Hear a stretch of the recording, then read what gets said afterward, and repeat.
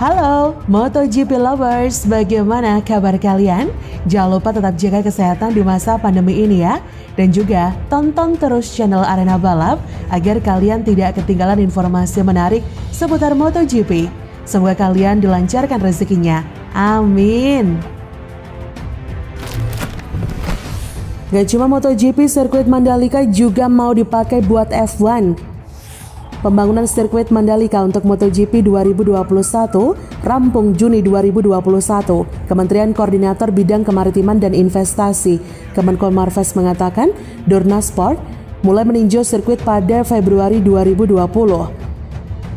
Menurut Deputi Bidang Koordinasi Pariwisata dan Ekonomi Kreatif Kemenko Marves Odo RM Manuhuto, pihak Dorna mengecek kesiapan sirkuit pada Februari lalu. Dari situ akan ditentukan kapan tahun depan dilaksanakannya. Yang bisa dipastikan adalah sirkuitnya pasti jadi. Dan 2-3 minggu lalu kita ke sana mengecek, sudah ada perkembangan yang cukup pesat. Awal tahun depan sudah mulai bisa dites karena pengaspalannya akan dimulai pada akhir tahun ini atau awal tahun depan. Jadi secara teknis sudah berjalan.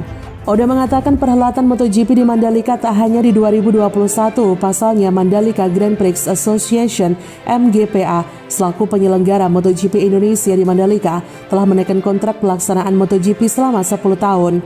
Kata Odo, dan kontraknya kan untuk 10 tahun sampai 2031, jadi sebenarnya lihatnya bukan cuma saat ini, tapi lihat ini upaya kita untuk mempromosikan Mandalika, untuk menciptakan demand-nya. Selain itu, Odo mengatakan kualitas dan spesifikasi sirkuit Mandalika bisa digunakan untuk perhelatan Formula One, sehingga bisa saja ada kemungkinan Mandalika menjadi venue perhelatan F1. Kata Odo, mungkin yang harus dilihat adalah sirkuit di Mandalika ini kualitasnya lebih tinggi dari sirkuit F1. Jadi kegiatan di Mandalika untuk MotoGP bisa, kedepannya bisa juga untuk F1. Jadi kedepannya lihatnya dari sisi itu, kualitas untuk bangunannya. Sebelumnya, Chief Strategic and Communication Officer MGPA Happy Harinto mengatakan progres konstruksi sirkuit serta pemasangan fasilitas seperti paddock atau area penonton di sirkuit, fasilitas media, para medis, pit dan sebagainya yang wajib disediakan sesuai standarisasi AVM rampung pada Juni 2021. Selanjutnya pada Juli 2021, para pembalap MotoGP akan menguji coba kualitas sirkuit di Mandalika. Dia berkata, baru Juli 2021 dilakukan testing oleh para pembalap itu semua. Jadi Juli itu akan ada testing, bukan tes pramusim ya, beda. Baru Anda bisa melakukan balapan. Nah, di sisi lain, gelar MotoGP dan World SBK Indonesia 2021, sirkuit Mandalika punya andalan tikungan 10, ini spesialnya. Sirkuit Mandalika akan jadi seri penutup ajang balap World Superbike 2021. Sirkuit Mandalika, Lombok, Nusa Tenggara Barat memiliki tikungan andalan yakni tikungan 10. Hal tersebut dijelaskan Happy Harinto selaku Direktur Strategis dan Komunikasi MGPA. Happy Harinto menjelaskan tikungan 10 mempunyai speed trap atau titik tercepat hingga 350 km per jam yang harus dimaksimalkan para pembalap. Kata Happy dikutip dari Autorace, tikungan 10 itu di mana tikungan itu sangat tinggi sekali, 350 km per jam, dan itu akan ada speed trap. Speed trap itu di mana gaya dorong itu mendera si pembalap, maka berusaha bisa memaksimalkan itu semua. Nanti di situ paling seru, kata Happy. Happy melanjutkan bahwa tipe dari sirkuit Mandalika merupakan tipe sirkuit flowing, mempunyai kecepatan tinggi. Jika dilihat dari jarak dekat, para pembalap akan hanya terlihat sekejap mata saja. Kata Happy Harinto, sirkuit Mandalika tipikal yang sirkuitnya flowing, sirkuitnya yang kenceng banget ini. Kalau dari dekat ya cuma weng aja. Kalau yang mau nonton aslinya ya harus ngeliatin dari jauh. Happy menyebutkan selain mempunyai kualitas sirkuit terbaik, sirkuit Mandalika juga menawarkan keindahan alam yang luar biasa.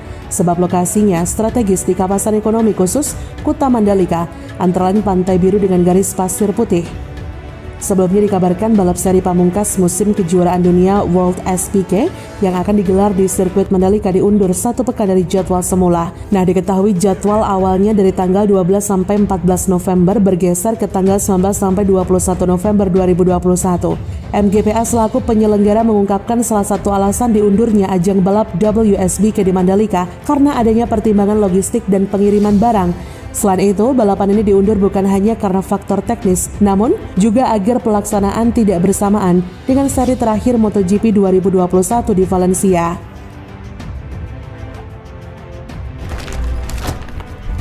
Sirkuit Mandalika bakal diresmikan Presiden Jokowi 12 November mendatang. Sirkuit Mandalika di Lombok Tengah, Nusa Tenggara Barat akan diresmikan Presiden Joko Widodo pada 12 November mendatang.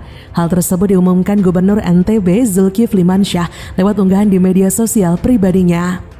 Tulis Zulkifli Mansyah di laman Twitter, selain meresmikan sirkuit MotoGP Mandalika di Lombok Tengah tanggal 12 November ini, insya Allah Presiden RI Pak Jokowi akan meresmikan juga Bendungan Bintang Bano di KSB.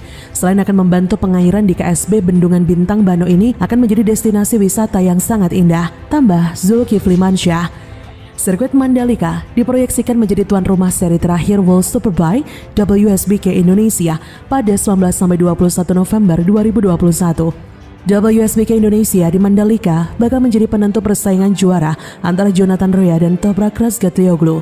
Persiapan penyelenggaraan balapan pamungkas WSBK di Mandalika ini pun disebut telah mencapai tahap final. Lintasan balap telah selesai dalam pengerjaan dan tribun untuk penonton juga telah terpasang. Setelah sukses menggelar WSBK Indonesia 2021, sirkuit Mandalika resmi jadi seri kedua dalam jadwal MotoGP 2022 yang telah dirilis Kamis 7 Oktober.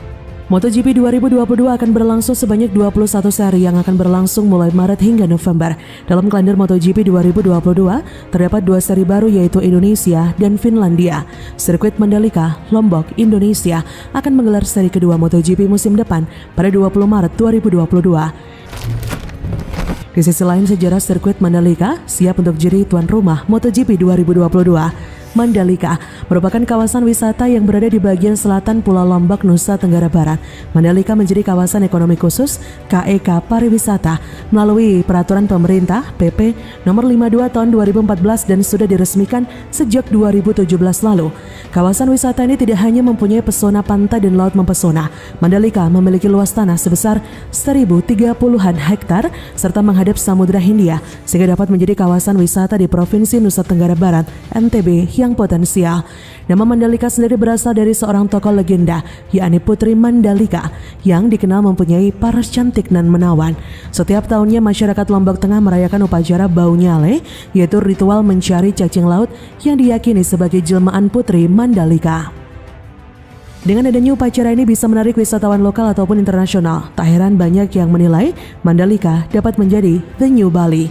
Perlu diketahui KEK Mandalika adalah proyek lama yang dirancang pada era Soeharto saat Direktur Jenderal Pariwisata dijabat oleh Job LV di tahun 1989. Pemerintah menunjuk BUMD LTDC Lombok Tourism Development Corporation sebagai pelaksana proyek KEK Mandalika ini. Pengembangan proyek tersebut mencakup area 1.175 hektar di pantai selatan Pulau Lombok yang mempunyai garis pantai sepanjang 9 km di Kecamatan Pujut, Kabupaten Lombok Tengah. Namun proyek ini mengalami masalah pendanaan.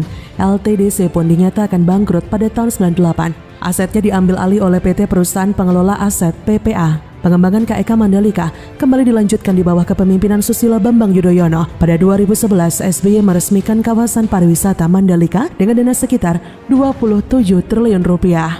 Selain itu ada Gobel Group yang juga ingin berpartisipasi dan berniat membangun beberapa fasilitas dengan teknologi ramah lingkungan, mulai dari pengelolaan limbah, solar system, dan lainnya.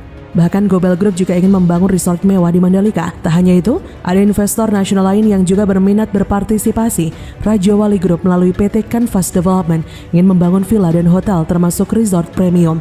Namun sayangnya, kawasan pariwisata Mandalika yang sudah diresmikan menemui beberapa kendala, termasuk pembebasan lahan. SBY tetap kekeh membangun pariwisata di Mandalika. 2014, beliau menerbitkan peraturan pemerintah nomor 52 tahun 2014 tentang kawasan ekonomi khusus KEK Mandalika yang sudah disinggung sebelumnya dengan harapan pengembangan pariwisata di Mandalika tetap berjalan. Setahun kemudian, pengembangan pariwisata ini dilanjutkan oleh Presiden Joko Widodo. Pemerintah pun bergerak cepat mengenai masalah pembebasan lahan langsung diantisipasi melalui instruksi Presiden Inpres. Pembangunan KEK Mandalika dilanjutkan kembali yang kemudian diresmikan oleh Presiden yang meminta pihak pengelola Mandalika untuk membuat aturan kontrak yang jelas dengan investor.